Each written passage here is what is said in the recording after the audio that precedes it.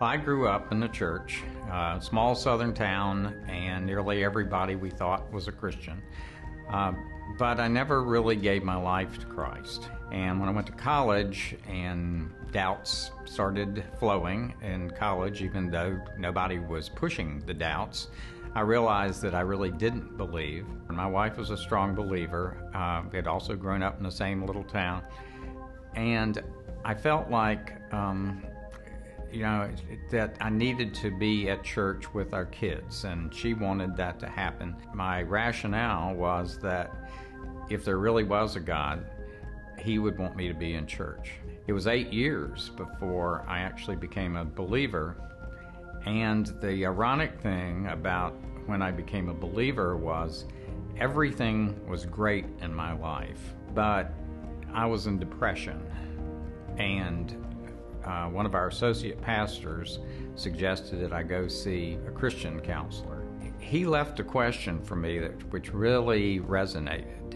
And he said, "Bob, did you ever think that the depression you're experiencing might be God's way of getting your attention?" And some way I knew that that was true. Things actually got worse for a few weeks, and then in the middle of the night, I had an amazing conversion experience. I was really desperate. I was worried. I was sick. Everything was just falling in on top of me. And I said, Lord, if you're there, give me something. I literally opened the Bible, closed my eyes, and put my finger at a place.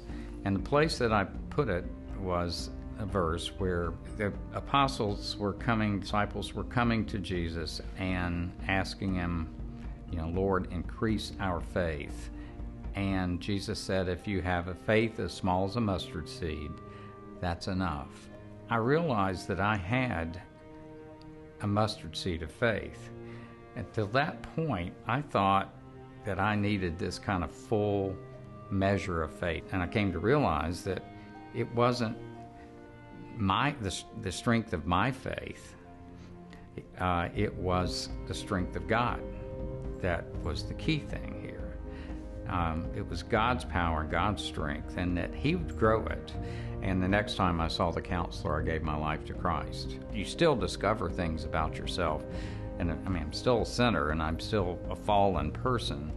And I still have tendencies and reasons that I fall back into negative thinking patterns.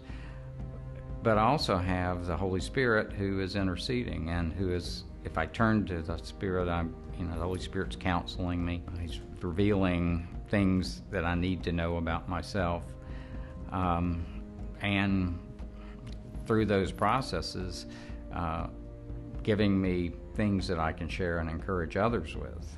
If you're in the least bit feeling that God might be real and that Christianity might be true, I would encourage you to open your heart, open your mind, and as I did, pray to the God you didn't even believe in to give you a word, to give you a movement, to give you something that will speak to you of who He is in your life.